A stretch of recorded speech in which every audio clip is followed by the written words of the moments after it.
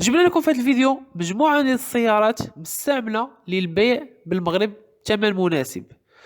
بداو بالسيارة رقم واحد اللي هي السيارة اللي معنا اليوم، هي الجولف كات موديل 2003 ديوانة 2009، موتور اللي فيها 115، بواطة 5 فيها 8 ديال الخيل، وكتواجد مدينة الدار البيضاء. مولها كيطلب فيها 75 ألف درهم.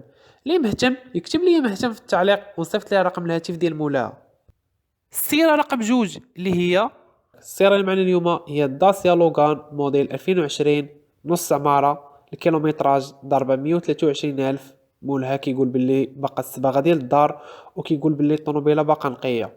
الثمن اللي كيطلب فيها مولاها هو 10 مليون و5 آلاف درهم. اللي مهتم يكتب لي مهتم في التعليق ونصيفط ليه رقم الهاتف ديال مولاها. بالنسبة للطوموبيلة كتواجد مدينة الدار البيضاء.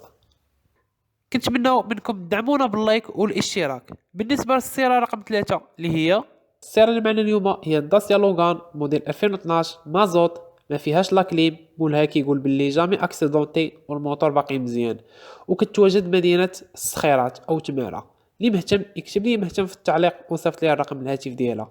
بالنسبه للثمن فراه كيقول 66 الف درهم.